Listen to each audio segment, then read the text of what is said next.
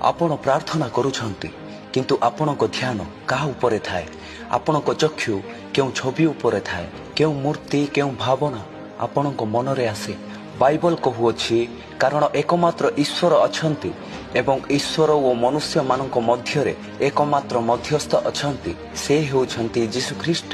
ତେଣୁ ଆମ୍ଭମାନଙ୍କର ଧ୍ୟାନ ମୂର୍ତ୍ତି ଉପରେ ନୁହେଁ କିମ୍ବା ଝଲମଲ କରୁଥିବା ଛବି ଉପରେ ନୁହେଁ, ବରଂ ଏକମାତ୍ର ଦୟାଳୁ ଯୀଶୁଙ୍କ ଉପରେ ହେଉ ଆମ୍ଭମାନଙ୍କର ଧ୍ୟାନ।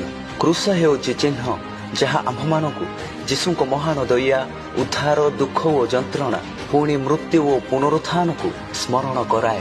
ଗାଲାତୀୟ 6:14 ସାଧୁ ପାଉଲ କୁହନ୍ତି, ମୁଁ ଖ୍ରୀଷ୍ଟଙ୍କ କ୍ରୁଶ ବ୍ୟତୀତ ଆଉ କିଛିରେ ଗର୍ବ କରୁନାହିଁ। ପ୍ରାର୍ଥନା ସମୟରେ ଏହା ଆମ ପାଇଁ ପ୍ରଥମ ଚିହ୍ନ ହେବା ଉଚିତ। ଦ୍ୱିତୀୟରେ ପରମେଶ୍ୱରଙ୍କ ବାକ୍ୟ, ଯୀଶୁ ଖ୍ରୀଷ୍ଟଙ୍କ ଦ୍ୱାରା ପୁରା ହୋଇଥିବା ଶାସ୍ତ୍ର ବାଇବଲ। ଏହି ଦୁଇଟି ଚିହ୍ନକୁ ଆମ୍ଭେମାନେ ପ୍ରାର୍ଥନାରେ ବ୍ୟବହାର କରିବା ଉଚିତ, କିନ୍ତୁ ଆମ୍ଭମାନଙ୍କର ମୁଖ୍ୟତଃ ଧ୍ୟାନ ଜ୍ୟୋତି ଉପରେ ରହିବା ଉଚିତ, କାହାର ଚେହେରା ଉପରେ ନୁହେଁ, କାରଣ ଯୀଶୁ ଖ୍ରୀଷ୍ଟ ହିଁ ଜଗତର ଜ୍ୟୋତି। ଏହି ଦୁଇଟି ଚିହ୍ନକୁ ପୁରା କରୁଛି ଆଲୋକ, ଜ୍ୟୋତି, ଯାହା ଈଶ୍ୱରଙ୍କ ସତ୍ୟ ରୂପ ଅଟେ। ଆମେନ୍।